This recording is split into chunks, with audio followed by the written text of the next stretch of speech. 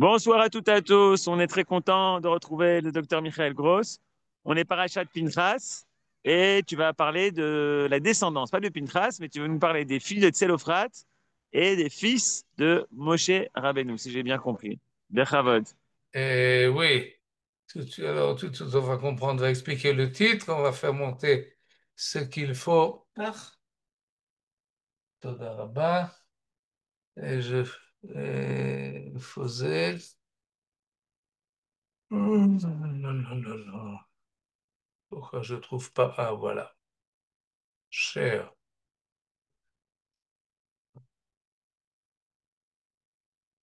Allez, on va agrandir et on va monter ça en haut. Voilà, on est juste au début, c'est très bien. On y est. Les filles de Tzlophrad et les fils de Moshe, ça c'est le titre. Et donc, on va parler d'abord des filles de Tzlophrad. Tous les deux sont dans le chapitre 27 du livre de Bamidbar. Deux parachiotes, deux événements qui semblent ne pas avoir de rapport direct entre les deux, mais ils sont tous les deux dans le même chapitre. Le premier, c'est les filles de Tzlophrad, dont on a le texte ici, c'est le numéro un. Et plus tard, on va voir les Midrashim à ce propos-là.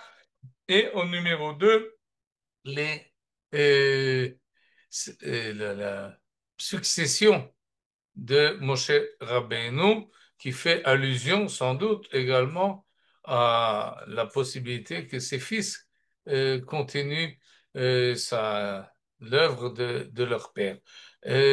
Si vous avez vu là, vous avez peut-être constaté que le front, du texte que j'ai ici n'est pas celui qu'on a par l'habitude, surtout ceux des Midrashim. C'est que j'ai emprunté ces Midrashim dans un site qui s'appelle euh, Mechalke Hamaim. Quelques mots sur ce Mechalke Hamaim, parce que peut-être vous pouvez vous en servir également. De quoi il s'agit?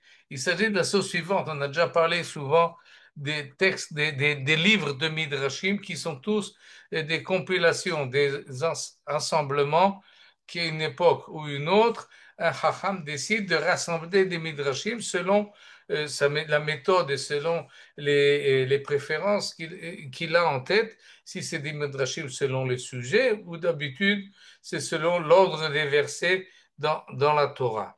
Et donc, il amène les Midrashim qu'il connaît, ou bien une partie des Midrashim qu'il connaît qui lui ont plu, et il le ramène dans le livre. C'est de cette manière-là qu'ont été écrits tous les livres des Midrashim. C'est en fait pas une personne qui rassemble ses propres Midrashim, c'est toujours une personne ou un bête à Midrash qui décide de rassembler des Midrashim en fonction du plan qu'ils se sont fixés. C'est de cette manière-là qu'on a parlé de Midrash Rabbah. On a parlé également de Midrashé Halacha, ils sont également écrits de cette manière-là. On a parlé de Pirkei de Rabbi Eliezer, c'est un peu différent. Midrash Tanchuma, qui est également écrit de cette manière-là, chacun avec un style un peu différent. On a déjà évoqué également le Midrash Agadol des Thémanim du XIVe siècle, ou le Yalkut Shimoni de Rabbi Shimon de Francfort, également du XIVe siècle. Tous sont de cette manière-là. On a également évoqué l'œuvre de Chaim Nachman Bialik dans Sefer Haggadah, qui lui également a choisi les midrashim qu'il voulait, il les a traduits en ivrite, il les a mis dans l'ordre qu'il il a choisi et qu'il a ordonné.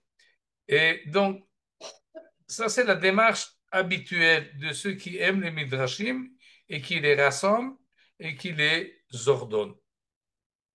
Maintenant, si quelqu'un veut faire ça à notre époque, à nous, en 2025, comment est-ce qu'il va faire? Il veut rassembler des midrashim. Qu'est-ce qu'il fait pour cela? Eh bien, il ne fait pas un livre comme le Midrash Rabbah.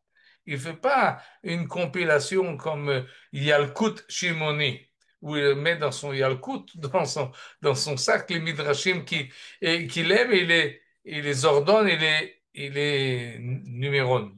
donne les numéros. Non, celui qui fait ça aujourd'hui, eh ben, il fait un site virtuel, et dans son site, il met les midrashim qu'il veut faire inscrire. Et de cette manière-là, il y a des sites qui vous rassemblent des midrashim. Eux aussi, ils vont dans le sens de l'ordre des parachiotes. Chaque paracha avec les midrashim qu'ils aiment, qu'ils rassemblent à droite et à gauche. Il y en a qui cherchent uniquement les midrashim des Chachamim, des Chazal, de la Mishnah et de la Gemara. Il y en a qui insèrent également des commentaires plus tardifs ou bien des histoires des Chassidim ou des autres. Et chacun ordonne à sa manière. Un de ces sites-là s'appelle Mechalke Hamaim. Mechalke Hamaim, si je traduis en français, c'est ceux qui distribuent l'eau. Et un nom un peu bizarre peut-être pour un rassemblement de livrets Torah, mais comme on sait que Maïm, En Maïm est la Torah, ça c'est un midrash également qui nous dit le mot l'eau toujours peut être une allusion à des livrets Torah. Et donc Mechalke Amaim, c'est ceux qui distribuent l'eau de la Torah. Mais il y a là-dessus une chose en plus, c'est que il y a une rue à Yerushalayim qui s'appelle Rehov Mechalke Hamaim, la rue des distributeurs d'eau. De quoi il s'agit? C'est tout un quartier où les rues portent des noms des unités qui ont fonctionné en 1948 pendant la guerre d'indépendance. Vous avez Rehov à Palmach, vous avez Rehov à Chish, Rehov à Gadna et Rehov Mechalke Hamaim. Différentes unités. Il y avait une unité qui était responsable de distribuer l'eau à Jérusalem, puisqu'il n'y avait pas d'eau, il fallait amener l'eau à Jérusalem par des camions et ensuite il fallait les distribuer à la population dans la ville. Et donc il y avait toute une unité qui s'appelait Mechalke Hamaim. Dans cette rue habitait quelqu'un qui s'appelle Asher Yuval et qui lui a déjà 20 ans a commencé à rassembler des midrashim.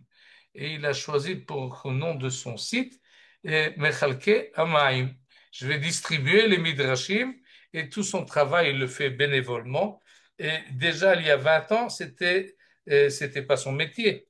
Et il n'était pas rave, il n'était pas enseignant, il était spécialiste en marchevim, en ordinateur. Et donc, son site est d'un très haut niveau et il a vous pouvez, en fonction de la paracha, c'est divisé selon les sujets de la paracha. Chaque sujet, une dizaine, une quinzaine puisque ça a duré pendant 20 ans, il y en a au moins 15, 20, même différents sujets sur chaque paracha.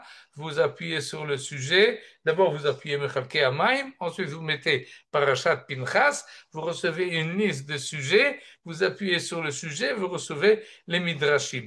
Mais pas seulement ça. Dans les Midrashim, il y a toujours une connexion au verset ou aux sources de lesquelles les Midrashim sont appelés. Et encore un autre clic vous amène à des explications qui vous expliquent le Midrash en question. Et donc, tout cela, c'est très, très facile et très intéressant. Et cette fois-ci, j'ai utilisé, et je rends honneur à celui qui a mis ce site à la disposition du public. Et il s'appelle Asher Yuval et il est décédé il y a quelques mois. Et après cela, on peut commencer. Donc, la créativité dans le Midrash va et continue et passe maintenant au niveau des sites Internet. Et vous le trouverez très rapidement, Mechalke Hamaim en hébreu. Euh, et en plus, vous trouverez là-bas aussi, dans chaque paracha, une, euh, une fenêtre qui est orientée pour les jeunes enfants avec des dessins et un midrash qui est adopté au dessin pour les enfants. Maintenant, on commence avec Benot Tselophrate, les filles de Tselophrate. Voilà le texte dans notre paracha, chapitre 27. C'est pas par cela que la paracha commence, Mais au milieu de la paracha, nous avons donc ce passage-là. Vatikravna benot Tzelophrad, les filles de Tzelophrad s'approchèrent. De qui ils s'approchèrent? Ils s'approchèrent de Moshe Rabbeinu et devant Elazar Cohen, devant les princes et devant toute l'assemblée aux portes de l'Ohel Moed, de la tente d'assignation. Vous avez maintenant 5 filles qui se rapprochent de l'instance la plus élevée et que nous avons dans le désert. Moshe, le Kohen Gadol, tous les princes sont là et voilà qu'arrivent 5 filles et ils portent plainte. Ils ont quelque chose à dire. La Torah mentionne les noms de ces 5 filles: Mahla, Noah, Hogla, Milka et Tirza. Tous les 5 arrivent ensemble. Et d'après le Midrash, chacun dit, ils ne parlent pas tous en même temps, mais chacun ajoute quelque chose d'autre dans leur phrase. Mais en tous les cas, ils arrivent en groupe et voilà ce qu'ils prétendent. Avinu met bamidbar. Notre père est décédé dans le désert. Il ne fait pas partie du groupe qui s'est révolté contre Akadosh Baruch Hu, et il ne faisait pas partie de l'assemblée de Korach. Il est décédé. Pourquoi? Parce qu'il a fauté. Ki bechet omet dans par ses fautes. Il, a, il est décédé. Et c'est voilà la traduction. C'est pour son péché qu'il est mort. Et l'essentiel, et il n'avait point de fils. Il n'a pas de fils. Nous sommes 5 filles. Il n'y a pas de fils.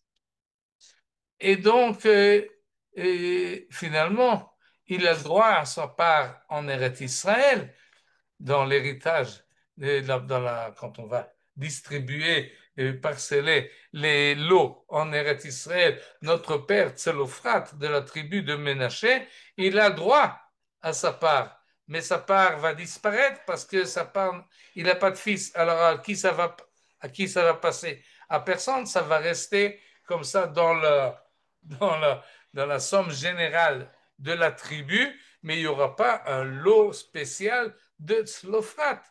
Lama igara shem avinu mitoch mishparto. Pourquoi est-ce que notre père, faut-il que le nom de notre père disparaisse du milieu de sa famille parce qu'il n'a pas laissé de fils?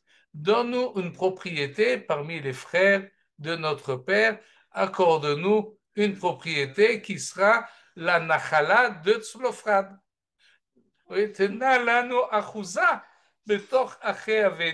Donne une part en Eretz Israël, fait ce lot-là ne disparaisse pas puisqu'il a existé, il a sa part en Eretz Israël. Nous voulons que cette part-là existe sur le terrain et que ça s'appelle la part de Tzlofrad ben Chefer, ben Gilad, ben Machir, ben Menaché, et ils amènent leur plainte devant Moshe. Et là, ça s'arrête la, leur demande. Et Moshe, on va voir comment est-ce qu'il va réagir. Mais d'abord, voyons les Midrashim en question. Et Moshe ne savait pas. D'où je sais que Moshe ne savait pas répondre? Parce qu'il est marqué, Vayakrev Moshe et Mishpatan lifne Hashem. Et Moïse déféra leur cause à l'Éternel. Il va aller demander à Kadosh Baruch Hu, qu'est-ce que je fais dans ces cas-là? Qu'est-ce que je leur donne ou est-ce que je ne leur donne pas une part en Eretz Israël? Voyons maintenant les Midrashim à ce propos-là. Et j'en ai choisi 3 ou 4 qui correspondent à ce passage-là. Et voici le premier qui concerne le fait que finalement il y aura une réponse que la Torah va mentionner par la suite. Et en plus, que la réponse sera donnée aux filles de Tzlofrat par l'intermédiaire et à l'occasion de ce sujet-là, de ce cas-là, il y aura un passage en plus dans la Torah qui va vérifier les normes des héritages. Qu'est-ce qu'on fait dans une famille où quelqu'un est décédé, il n'a pas laissé de fils, il a seulement laissé des filles.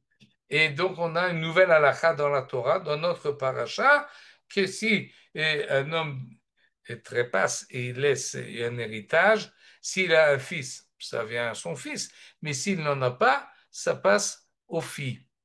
Et וכך היה רבי שמעון השקמוני אומר, Rabbi Shimon Shikmoni, comme ça il s'appelle, était un élève de Rabbi Akiva, et voilà ce qu'il nous a enseigné. Rouya Aïta Parashat Nachalot Likatev Alede Moshe. Cette loi des Nachalot, des héritages, concernant l'héritage, eh ben, ça devait de toute façon être marqué dans la Torah. Qu'il y ait les filles de Tzlofrat, que Tzlofrat n'ait pas de filles, c'est quelque chose qui doit être marqué dans la Torah. C'est une halakha, c'est une mitzvah. Et donc, il est impossible de penser qu'il n'y aurait pas 613 mitzvot, seulement 612, si on n'avait pas les filles de Tzlofrat. Alors nous dit Rabbi Shimon Shikmoni, mais non, de toute façon, ça aurait été marqué dans la Torah. Mais Zachou benot Tzlofrat v'nichteva al yadan. Les filles de Tzlofrat ont eu le mérite et ils ont eu l'honneur que cette paracha et ces lois-là et cette mitzvah-là étaient inscrites dans la Torah grâce à elles et par leur intermédiaire. Et cette remarque-là de Rabbi Shimon, finalement, nous donne matière à réflexion parce que elle rentre dans la question est-ce qu'il y a des choses dans la Torah qui sont des conséquences, des causes qui sont les causes de la vie courante qui auraient pu se passer ou qui auraient pu ne pas se passer, alors on aurait eu une autre Torah si les événements auraient été différents. Et nous dit Rabbi Shimon Shikmoni, non, il y a des événements qui doivent être, qui doivent exister. Et peu importe l'effet, ou plutôt peu importe la cause qui va amener, si ce n'aurait pas été cette cause-là, ça aurait été une autre cause. Mais de toute façon, cet effet-là aurait dû exister. Et nous dit Rabbi Shimon, la même chose pour le don de la Torah. Est-ce qu'on ne serait pas arrivé au Har Sinaï s'il n'y a pas eu un monsieur qui s'appelait Moshe et un autre qui s'appelait Aharon? On n'aurait pas eu la Torah, on ne serait pas sorti d'Égypte. Sans Moshe et Aaron, on ne serait pas sorti d'Égypte. Réponse de Rabbi Shimon à Shikmoni, si, parce qu'il y a des événements que quoi qu'il arrive, ces événements-là doivent se passer. Le peuple juif doit sortir d'Égypte. Le peuple juif doit recevoir la Torah sur le mont Sinaï. Il doit recevoir les 613 mitzvot. Il doit arriver en Eretz Israël. Maintenant, il y a des hommes, et il y a une génération qui sont les porteurs de ces événements-là. Ça se passe par leur intermédiaire. Ils participent à l'événement. Eh bien, il leur dit Mazal Tov, Zachou, ceux qui ont l'honneur et l'occasion de participer aux événements cruciaux du peuple juif, comme la sortie d'Égypte ou comme le don de la Torah, eh bien bravo, ils ont droit à beaucoup de respect. Zachou, Benot Slofrat, les filles de Slofrat ont mérité qu'un passage dans la Torah ait été écrit grâce à eux. De la même manière, Yitro, le beau-père de Moshe, a, par son intermédiaire, inséré dans la Torah toute une paracha qui parle des lois et de la justice. Nous dit Rabbi Shimon, sans Yitro, il y aurait également des lois de justice dans la Torah. Mais sans Yitro, c'est grâce à Yitro que ça a été inséré. Bravo Yitro, tu as gagné la partie. Et ajoute Rabbi Shimon Shikmoni dans le même midrash. Rouya eta parashat mekoshesh. Je ne sais pas si vous vous rappelez, mais il y a 2 semaines, il y a dans parashat Shlach, et il y avait un mekoshesh. Mekoshesh, c'est quoi? C'est quelqu'un qui est sorti de sa tente le jour du Shabbat et il allait rassembler des bouts de bois en dehors pour se faire un feu. Mais on n'a pas le droit de faire ça le Shabbat. Et il a été attrapé. Et il a été jugé. Et il a été amené devant Moshe. Et Moshe ne savait pas exactement comment le juger. Alors, il y a la loi qui a été sortie. Finalement, il a été mis à mort, ce Mekoshesh-là.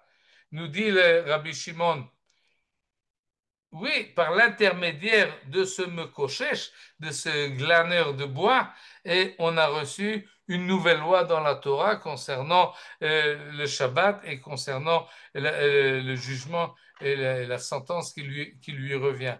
Mais s'il n'avait pas transgressé, on n'aurait pas eu cet enseignement. Si on l'aurait eu, mais le malheureux Mekoshesh a été étrit par son intermédiaire. Et la Shenitchayev Mekoshesh venichteva aliado. Ben oui, il y en a qui ont le mérite que par leur intermédiaire arrivent des événements positifs, et il y en a qui ont le démérite que par leur intermédiaire arrivent des événements négatifs. Pourquoi eux ont le mérite et eux ne l'ont pas? Continue Rabbi Shimon, les lamdecha, ça vient nous enseigner. Shemegalgelin zchut al yedei zakai vechova al yedei chayav. La providence fait, oui, Megalgelim, on fait tourner la roue de l'histoire de telle manière, mais ce on, évidemment, c'est Akadosh Baruch Hu, la providence elle-même, qui amène que par l'intermédiaire de quelqu'un de positif, on arrive à un événement positif. Par l'intermédiaire de quelqu'un de négatif, on arrive à quelque chose de négatif. Et donc, chacun doit faire un effort pour que par son intermédiaire arrivent finalement les événements historiques qui peut-être seraient arrivés sans lui, mais participent participe aux choses qui sont positives et alors tu auras le droit, tu seras inscrit sur le tableau d'honneur comme quelqu'un qui, par son intermédiaire, a créé un événement que tout le monde aime et tout le monde respecte et tout le monde vénère. Mais Galgelim Srut al Zakai Vechova al Chayav, ça vient aussi pour nous dire que si on a eu la chance, oui, moi par exemple, j'ai la chance de faire partie de ceux qui ont établi un Yishuv en Eretz Israël qui s'appelle Ephrat. Mais Ephrat aurait existé sans moi aussi, sans doute. Il y en a d'autres qui ont fait d'autres Yishuvim, des kibbutzim ou d'autres installations, d'autres institutions. Évidemment, ça aurait passé sans un tel et sans une telle. Mais le fait qu'on a participé, ça nous donne un srout, ça nous donne un certain mérite, un certain honneur. Et cet enseignement de Rabbi Shimon à Shikmoni relie en fait deux événements qui semblent ne pas avoir de rapport entre les deux. L'événement premier, c'est les enfants de Tzlofrat, les filles de Tzlofrat, qui grâce à elles, on a reçu un passage en plus, une loi en plus dans la Torah, et l'événement de ce Mekoshesh, qui est anonyme dans la Torah, et qui par son intermédiaire, on a reçu un enseignement dans la Torah. Donc les deux ont un enseignement. Mais en fait, Tzlofrat et les filles de Tzlofrat et le Mekoshesh ne sont pas entièrement étrangers l'un à l'autre. Regardez le Midrash suivant, Tanura Banan, ça c'est dans la Masechet Shabbat, le premier était dans la Masechet Baba Batra, un autre Midrash qui nous dit la chose suivante, Tanura Banan, Mekoshesh, c'est Tzlofrat. Les Chachamim ont enseigné, ce Mekoshesh, celui-là le premier qui a eu le culot et le toupet de transgresser Shabbat et qui a été attrapé et qui a été mis à mort finalement, ce Mekoshesh-là, il s'appelait Tzlofrat, c'est le père des filles. Vous comprenez maintenant quand ces filles-là viennent se plaindre devant Moshe Rabbeinu, Moshe Rabbeinu les connaît, il connaît leurs parents. Il connaît le père. Il vient de parler au nom du père qui a une part en Eretz Israël qui s'appelle Tzlofrat. Ah, mais je le connais, Tzlofrat. Alors, il doit faire le jugement sur, à propos de ces filles-là. Mais continuons le Midrash. Mekoshesh zet Tzlofrat. D'où est-ce que, ça c'est des vrais Rabbi Akiva, d'où est-ce que Rabbi Akiva se permet, donne un nom à ce Mekoshesh que la Torah n'a pas mentionné son nom, il fait une Xera Shava. On a vu tout à l'heure que les filles de Tzlofrat ont dit Avinu met bamidbar. Notre père est mort dans le désert. Ah, mais ce mot bamidbar, on l'a dans un autre contexte. Et le contexte est Vayu bnei Israël bamidbar, vayimtseu ish mekoshesh etzim beyom Shabbat. Ça aussi, c'est Bamidbar. Et dans les deux cas, le mot Bamidbar n'est pas véritablement à sa place dans le contexte. Qu'est-ce que ça peut nous faire? Évidemment, on sait très bien qu'ils étaient dans le désert. Depuis qu'ils sont sortis d'Égypte jusqu'à maintenant, ils sont dans le désert. Alors, qu'est-ce que tu nous dis, il est mort dans le désert? Et donc, ça met, pour un darshan, ça met la puce à l'oreille. On a deux versets où le mot Bamidbar est superflu. C'est pour faire une Gezerah Shava, un lien entre les deux, entre le chapitre 15 du livre de Bamidbar et le chapitre 27 de notre paracha. Et il nous dit c'est la même personne. Tzlofrat, c'est c'est le Mekoshesh. Comme ça a dévoilé Rabbi Akiva. Et on a déjà vu que Rabbi Akiva, il a une grande spécialité et une grande maîtrise dans les midrashim. Il propose des midrashim que personne n'avait osé le faire avant lui. Et c'est ce que lui dit là maintenant Rabbi Houda ben Betera. Il lui dit, qu'est-ce que tu inventes là, Rabbi Akiva? Et d'ailleurs, il l'appelle pas Rabbi, il lui dit Akiva. Ben kach ben kach ata tiditen etadin. Tu fais un midrash. Mais tu n'as pas le droit de faire ce midrash-là. Il est osé ton midrash.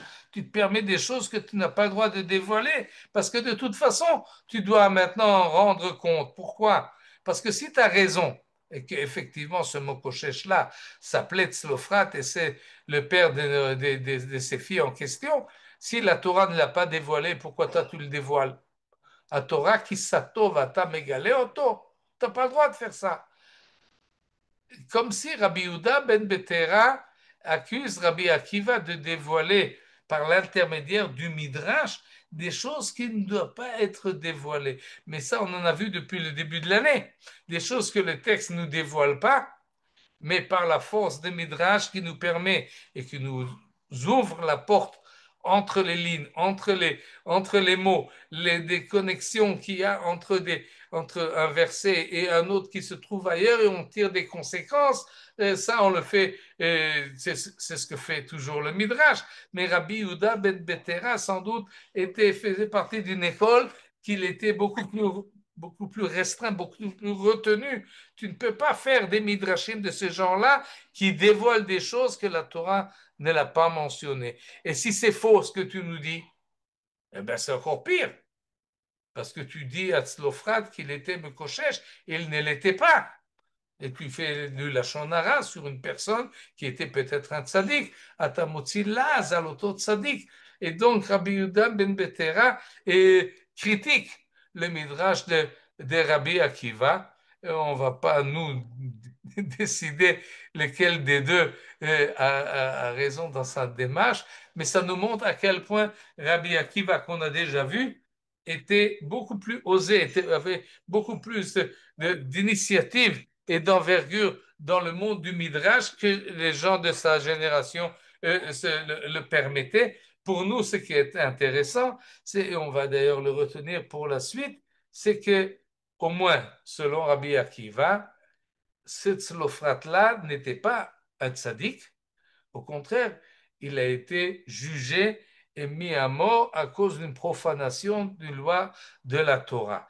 Alors, pourquoi est-ce que ces filles rappellent cela? Avinu met bechet omet. On va revenir. Oui, qui bechet omet, il est mort à cause de son péché. D'ailleurs, le pshat pourrait nous dire, comme nous tous. C'est-à-dire, il est mort à cause de ses péchés. Et ce n'est pas un grand fautif, tout le monde est fautif. Et Akadosh Baruch Hu, finalement, nous met à terme. Pourquoi? Parce que, à volonté, nous, arabim, comme on a l'habitude de dire, à cause de nos failles. Mais Rabbi Akiva insiste que non, il est mort par une faute spéciale, parce que d'après la Xera Sheva de Bamidbar, c'est cette faute-là de Chilul Shabbat. Mais les filles de Tzélophrate le mentionne. Pourquoi? Pour dire qu'il y a des fautes par lesquelles celui qui est fautif ne mérite pas un lot en Eretz Israël. הוא לא היה בתוך העדה הנועדים על השם בעדת קורח.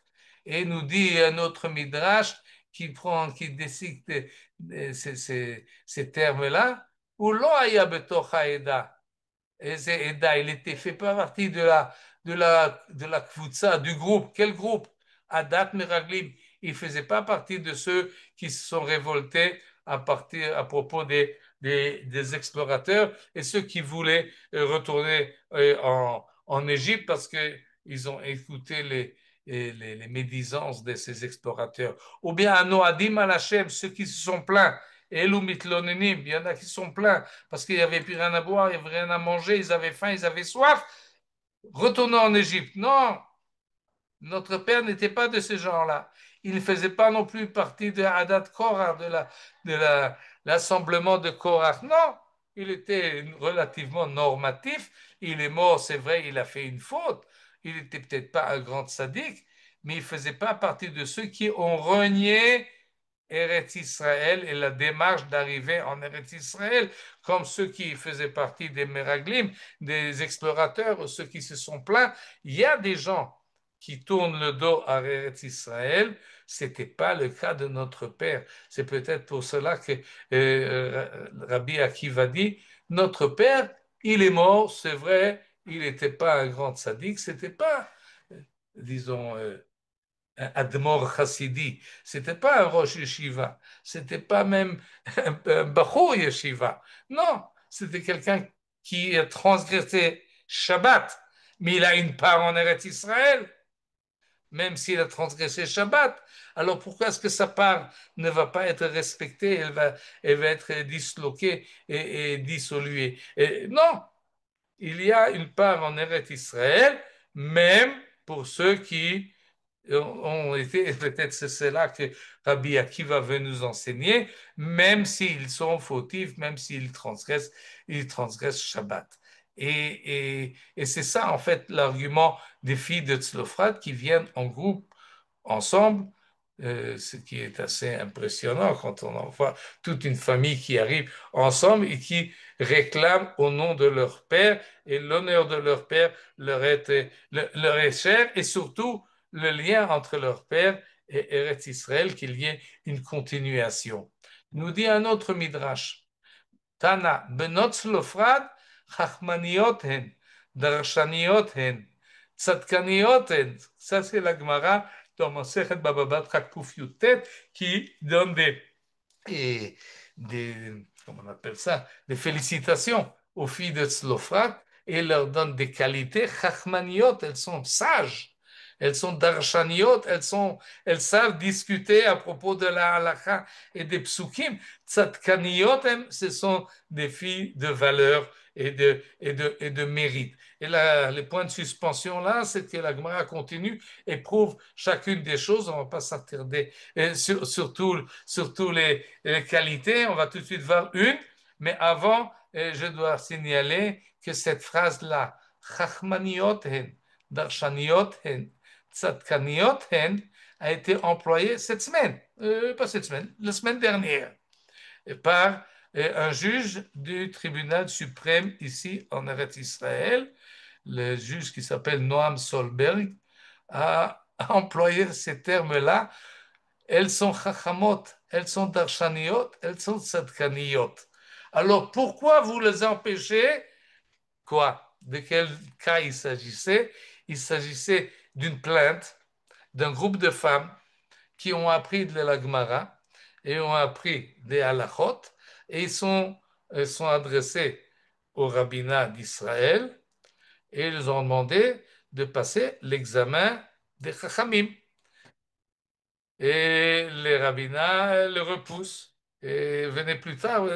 Et non, les examens, c'est réservé aux bachurim et pas aux bachurot. C'est pour les fils, c'est pour les garçons et pas pour les filles. Et finalement, ils sont plaints au tribunal suprême et le juge qui était c'est un groupe de 3 juges, mais Noam Solberg, qui est un Talmid Chacham de par lui-même, a employé l'exemple des filles de Tzlofrat.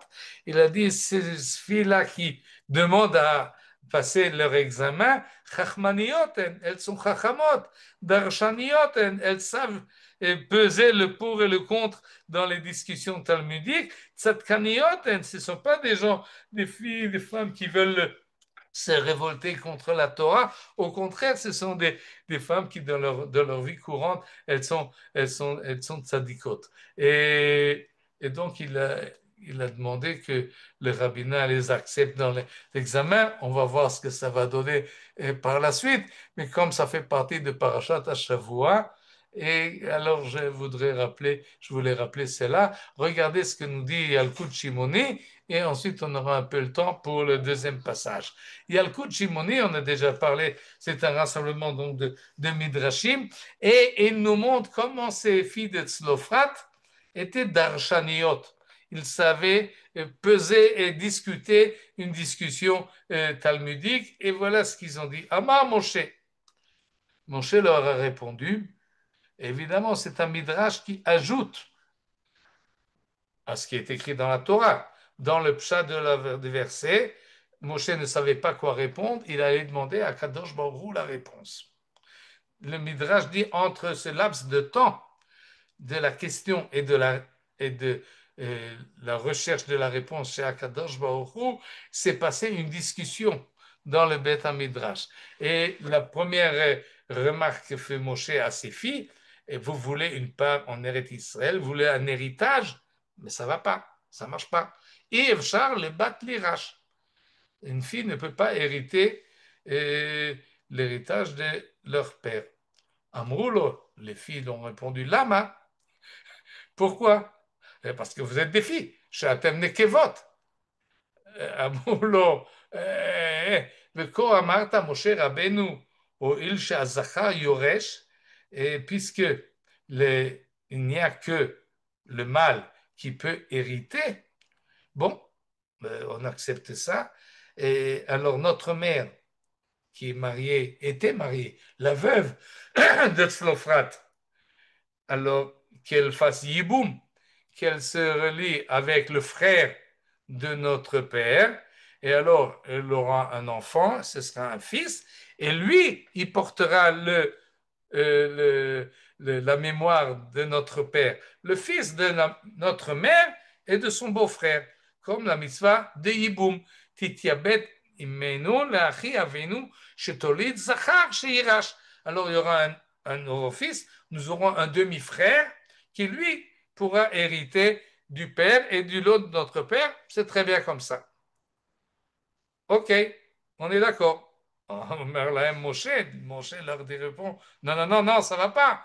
Yevcha, les hityabem, elle ne peut pas faire yiboum, votre mère. Pourquoi pas? Oh, il cherche la banote parce qu'elle a des enfants. Elle a des filles. Elle en a même 5. Or, quand on fait yiboum, lorsque quelqu'un est décédé, malheureusement, et il était marié, et il n'a pas d'enfant du tout, mais s'il y a une fille, alors la fille aura finalement un petit-fils à celui qui est décédé. Alors, il n'y a pas besoin de yiboum, il y aura une continuation par la suite. Alors, elle ne peut pas, votre mère, faire yiboum, parce que vous êtes des filles. Il y a 5 filles. Votre père avait des enfants. Amroulo, les filles de Slofrat, Maouzé Chata Ose, Moshe Rabbeinu. Qu'est-ce que c'est que ça? Qu'est-ce que c'est que ça, Moshe Rabbeinu? C'est le langage du Midrash, oui? C'est pas moi. Maouzé Chata Ose, Moshe Rabbeinu. Si chez Nirash et Avenu que nous héritions notre père, tu dis on ne compte pas parce que nous ne sommes pas des garçons. Que notre mère fasse yiboum, tu dis ça compte pas parce que nous sommes des garçons. Alors, ça ne marche pas. Alors, on décide, on existe, on n'existe pas. On est. On a notre place ou on n'en a pas. Il y a une contradiction là entre la mitzvah de Yiboum et les règles concernant la Yerusha. Il y a là une contradiction interne. Et par cela, le Midrash montre à combien les filles de Tzlofrat étaient chachamaniot et darshaniot. Ota sha'a silku et Moshe. À un moment, Moshe n'avait pas de réponse. Alors il a dit, Vayakrev Moshe et Mishpatan lifnei Hashem. Moshe a apporté leur demande devant Akadosh Baruch Hu.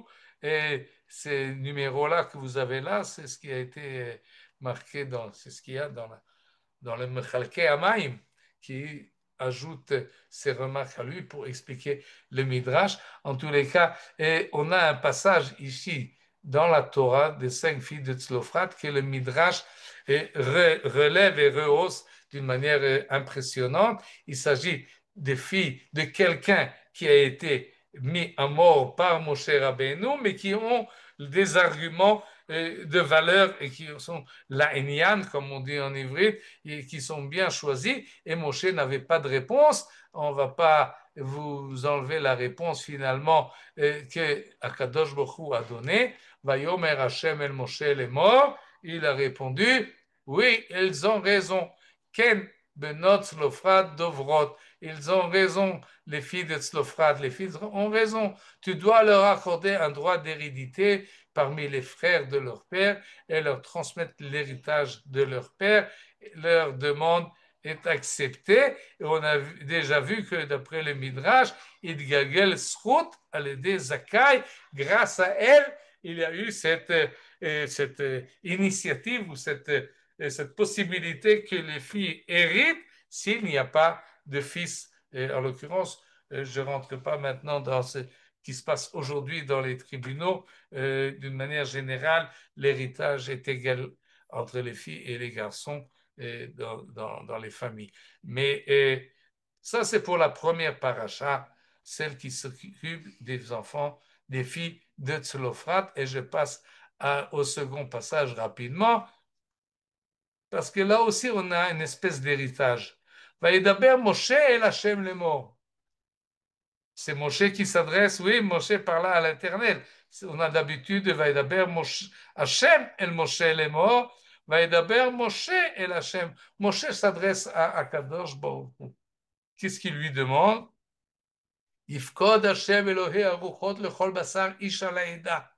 Que l'Éternel, les deux des esprits de toute chair, Elohé Aruchot lechol basar, nomme Yifkod Hashem, institue un chef sur cette communauté. Ça, c'est le verset 15. La paracha de Tzlofrat se finit au verset 7. Entre les deux, on nous rappelle que Moshe ne rentrera pas en Eretz Israël à cause du problème qu'on a vu dans Parashat Rukat, de Mei Meriva, de l'eau que Moshe Rabbeinu a fait sortir de la roche, pas exactement comme il fallait, et donc Moshe ne rentrera pas. Alors Moshe demande qu'il y ait quelqu'un d'autre, institue un chef sur cette communauté. Ifko Hashem Elohei Uchot Lechol Basar Ish Sher Alaeda. Et cette personne-là qui marche sans cesse à leur tête et qui dirige tous leurs mouvements, afin que la communauté de l'Éternel ne soit pas comme un troupeau sans pasteur. Et là, il y a la réponse d'Akadosh Baruch Hu. Eh bien oui, d'accord, on va nommer quelqu'un d'autre qui va te remplacer. Et qui ce sera? Yoshua bin Nun. Fais approcher de toi Josué, fils de Nun. Vayomer Hashem el Moshe, kach lecha et Yoshua bin Nun, ish asher ruach bo. Un homme qui est épris et animé de mon esprit, dit ici le traducteur, bien que le possessif n'existe pas dans le texte original, mais on voit très bien Elohé haruchot lechol basar. C'est ce que Moshe Rabbeinu a qualifié à Kadosh Baruch Hu, le Dieu des esprits de toute chair. Alors il reçoit, on lui dit, nomme Yoshua parce que c'est un homme animé d'esprit. Et le Midrash va relever ces termes-là et il nous dit, et je saute sur celui-ci, il nous dit la chose suivante, Yifkod Hashem Elohé Aruchot lechol basar. Cette expression-là, qui est unique, Akadosh Baruch Hu, qui est celui qui est l'esprit de toute chair. Nous explique le Midrash, Akadosh Baruch Hu connaît chacun et chacune. C'est ça, Elohé Aruchot le Chol Basar. Il connaît ce qui anime chacun et chacune, chaque être créé. Akadosh Baruch Hu le connaît intimement. Yodea da'at ruach shel kol echad ve'echad. Et Moshe demande donc à Kadosh Baruch Hu, toi qui connais tout le monde, eh ben, nomme quelqu'un qui peut également connaître tout le monde. Quelqu'un qui, un dirigeant, qui peut avoir un impact sur chacun et sur chacune. Qui c'est Ezo Bigavoa, Ezo Nemucha, qui c'est qui a un esprit élevé, qui c'est qui a un esprit bas, qui c'est qui a un esprit, un caractère plutôt kabdanite, qui est difficile et qui est plus facile, yemanite, ça s'appelle ici dans le langage du Midrash, comme il est marqué dans le livre de Tehillim, Hayotzer Yachad Libam, Amevin El Kol Maasehem, Akadosh Baruch Hu, qui a formé les cœurs à tous et il observe tous leurs actes. Et donc, cette qualité-là que Moshe Rabbeinu demande, le dirigeant, il ne dirige pas seulement un groupe, mais il doit avoir accès à chaque individu dans le groupe.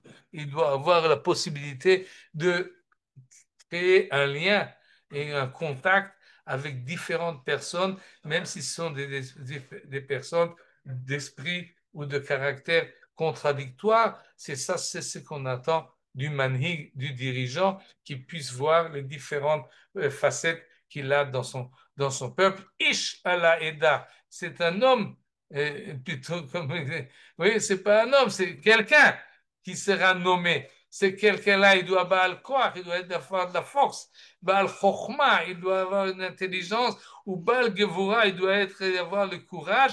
Chaticha ou Psefas, nous dit le Midrash dans Sifrei Zuta. Chaticha ou Psefas. Cette expression-là demande explication. Chaticha, c'est un monolithe. Psefas, c'est un mosaïque. Et donc, il y a ici deux qualificatifs un peu différents. Il doit être khaticha. Khaticha, c'est-à-dire quelque chose de cohérent, quelque chose qui est sincère avec soi-même et complet avec soi-même. Khaticha. Indispensable. Non, non, pas indispensable, plutôt une personnalité complète qui n'est pas tressaillé, qui n'est pas d'hésitation, qui sait s'organiser et qui sait décider chaque fois ce qu'il faut. Khaticha, comme on appelle ça, quelque chose de fermé, si on peut dire. Et psefas, c'est autre chose. Psefas, quand vous mettez, je ne sais pas, vous avez fait de la mosaïque peut-être une fois, alors la pièce que vous mettez, c'est comme un puzzle. La pièce que vous ajoutez, elle doit correspondre à droite, à gauche, devant et derrière. Et donc, il y a une certaine adaptation qui doit se faire. Il doit être khaticha, il doit être quelque chose de concret, mais s'il est, ou plutôt de solide, mais s'il convient uniquement à un côté, ça ne marchera pas. Un manig, un dirigeant, doit pouvoir s'adapter aux quatre coins, même aux coins qui sont contradicteurs, à droite et à gauche, Yemanit au Kabdanit, Gavois au amour, mais celui qui prend les décisions doit être quelqu'un que tout le monde peut s'identifier avec lui et tout le monde l'accepte dans comme dirigeant. C'est ce qui est marqué par la suite. Ish à la Eda, tu places cet homme-là comme dirigeant sur la communauté, Shelo Yetumhan, que les gens ne soient pas étonnés de son comportement, comme c'est passé avec Shaoul, que les gens s'étonnaient quand il est devenu prophète. Qu'est-ce qui est arrivé au fils de Kish? En quoi Saoul et faire parmi les prophètes? Ce midrash-là, donc, insiste sur chaque élément de la manigoute, du dirigeant recommandé par la Torah, ou en tous les cas par Moshe, pour pouvoir le remplacer. Ishalaïda, quelqu'un qui est à la fois un caractère solide, pas hésitant, mais raffermi, mais à la fois sait s'adapter et sait se connecter avec tout un chacun. Et je complète cela avec le dernier Midrash qui relie la première paracha et la seconde, celle des filles de Tselophrate, avec la demande de Moshe que quelqu'un lui succède. Et nous dit le Midrash, bien qu'il y ait un écart de 7-8 versets entre les deux passages, fait ce lien entre le début du chapitre 27 et la fin. Il dit, la demande de Moshe intervient, c'est peut-être pas chronologiquement exact, mais en tous les cas certainement thématiquement ça correspond parce que cette histoire-là des enfants de Tzlophrate a amené Moshe à faire sa demande. Pourquoi est-ce que Moshe va demander un successeur juste après la demande des filles de Tzlophrate concernant l'héritage de leur père? Mais, réponse du Midrash, après que Akadosh a donné la réponse, il a dit oui, les filles de Tzlophrate peuvent recevoir l'héritage de leur père. Alors Moshe s'est dit, ben moi, qu'est-ce qui se passe avec moi alors? Et moi, se dit Moshe, et mon héritage à moi, Imabanot Urshot, si ces filles-là peuvent hériter leur père, Bedin hu sheyirshu banai et kevodi. Eh bien, c'est logique également que mes enfants à moi me succèdent et reçoivent kevodi, ma place et ma situation, et qui vont continuer. Mes enfants vont donc me continuer. C'est l'occasion. Et donc, il va demander à Kadosh Baruch Hu, comme ça dit le Midrash, qui s'insère entre la question de Moshe et la réponse. Il nous dit d'où provient cette demande de Moshe. La réponse d'Akadosh Baruch Hu, on la connaît. Va choisir Yoshua bin Nun. Boum. D'après le Midrash, c'est parce que Moshe attendait. Il voulait que ses propres fils le succèdent. Mais Akadosh Baruch Hu et le Midrash aiment beaucoup employer des psukim. Et même si ce pasuk se trouve dans le livre de Michelet, il correspond à la situation. Alors le Midrash le ramène. Et Akadosh Baruch Hu a cité le verset du livre des Proverbes. Notzer te'ena yochal pirya. Shomer adonav Yochubad. Traduction, qui veille sur le figuier, buira de ses fruits. Qui veine sur son maître, recueillera de l'honneur. De quoi il s'agit là? Il s'agit de celui qui s'est investi et qui s'est mis le figuier et a regardé la figue et attend que cette figue mûre. Et si elle ne vient pas, il l'arrose et il fait son travail. Notzer te'ena, celui qui veille et surveille le figuier, eh ben c'est lui qui profitera des fruits. Celui qui, Shomer Adonav, celui qui reste fidèle à son maître, c'est lui qui recueillera l'honneur. Et nous explique le Midrash. Banecha Moshe, tes enfants à toi, Yashvu lahem, ils étaient assis, velo asku Torah, ils n'ont pas étudié la Torah. Mais Yoshua, Arbe Shiratra, lui, lo yamush mitocha oel, à son propos, il est dit, il était toujours là, à côté de Moshe Rabbeinu. Lorsque Moshe avait besoin de combattre Amalek, il appelle Yoshua. Lorsque Eldad ou Medad se prophétise dans le camp, Yoshua est là. Lorsque Moshe descend de la montagne et il voit le veau d'or, Yoshua est à côté de lui. Lorsqu'il a besoin d'envoyer des explorateurs, Yoshua se propose. Et donc Yoshua, c'est lui qui se trouve là. Il est là-bas à côté de toi, Mashkim ou Maharim, du matin jusqu'au soir. Elle dit le Midrash très joliment, c'est lui qui a arrangé les bancs dans le Beth Midrash. C'est lui qui a mis les martzalot, qui a mis les tapis au parterre pour que les gens puissent s'installer.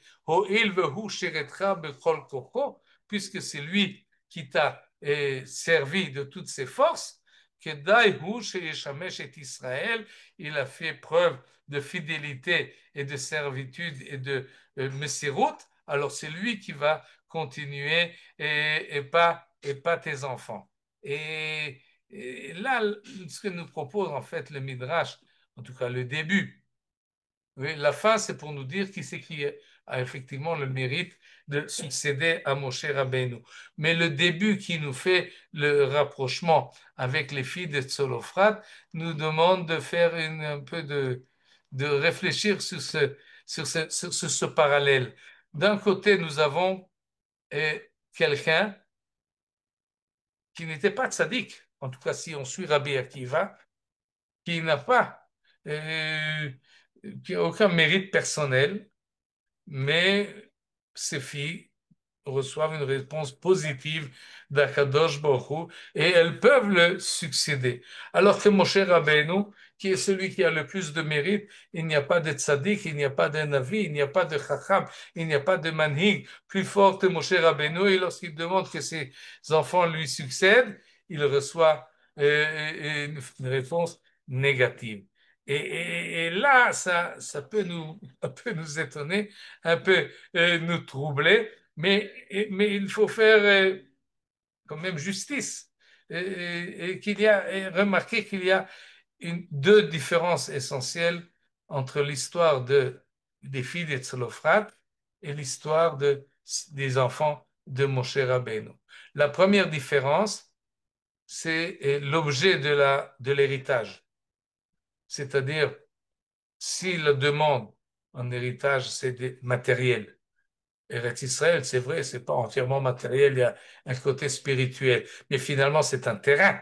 Finalement, c'est un héritage sur le sol.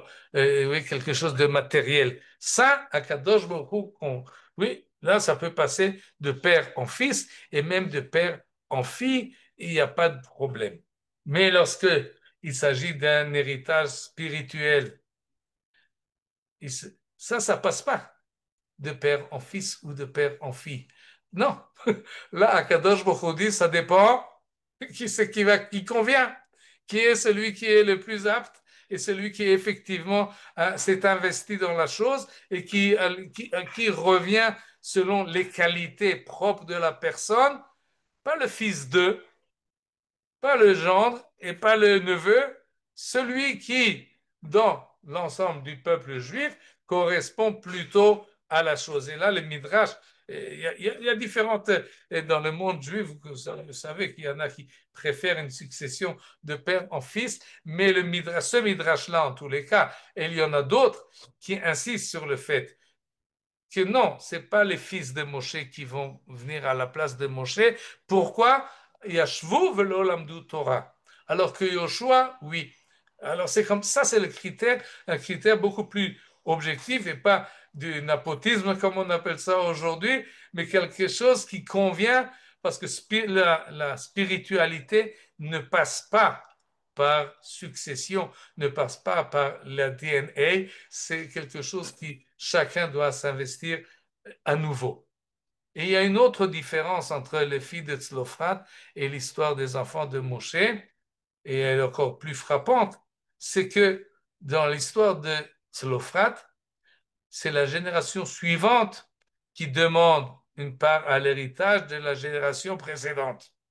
Pourquoi est-ce que nous ne pouvons pas être les successeurs de notre Père? Nous voulons continuer, nous voulons conserver sa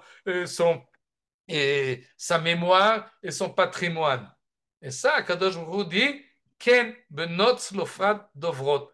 Et cette demande-là des enfants de continuer le patrimoine et l'héritage de leurs parents, ça c'est Akadosh Baruch Hu applaudi. Mais dans l'histoire de Moshe, c'est l'inverse. C'est pas les enfants qui viennent demander. C'est Moshe qui demande que mes enfants continuent. Ça marche pas. Ça, Kadosh Baruch Hu dit, non. C'est-à-dire, d'abord, c'est légitime, du point de vue affectif, que les parents voudraient que leurs enfants continuent. Mais ça dépend des enfants. Est-ce que tes enfants demandent de continuer ou est-ce qu'ils vont chercher une autre voie, une autre quelque chose d'autre. Alors ça dépend d'eux. C'est ce que dit Moshe Rabbeinu. Yoshua bin Nun, lui, il continue. Pourquoi? Parce que lui, il était là. Et parce que lui, il veut. Parce que lui, il a montré de l'intérêt à la chose. Et donc, les filles de Tzlofrat qui, elles, demandent la continuation, oui, si les fils de Moshe Rabbeinu auraient demandé, peut-être, s'il convient. Mais si Moshe demande, cette demande-là, elle reste dans le vide, elle n'a pas de réponse. Kach lecha Yoshua bin Nun et nomme-le comme successeur. Et c'est ce qui s'est passé. Yoshua bin Nun, avec toute la différence qu'il y a entre lui et Moshe Rabbeinu, il y a une continuation à tout manhig, il y a un remplacement, il y a quelqu'un qui continue à l'éveil, que celui qui remplace le fasse de sa bonne volonté et avec les bonnes qualités requises et que nous méritions Megalgelim Zchut al-Yedei Zakai, que nous ayons des bons manigim et qui nous amènent sur le bon chemin et dans la bonne direction. Shabbat Shalom à tous. תודה רבה. Kol Tov, Shalom Shalom. שלום, יישר כוח. Merci beaucoup. Merci à vous. להתראות שבוע הבא. Merci d'avoir visionné cette vidéo. Je vous invite à vous abonner à notre chaîne InMode pour plus de replays, de conférences, de cours, d'interviews. Cliquez sur le bouton juste ici et vous êtes abonné à l'InMode. À très bientôt.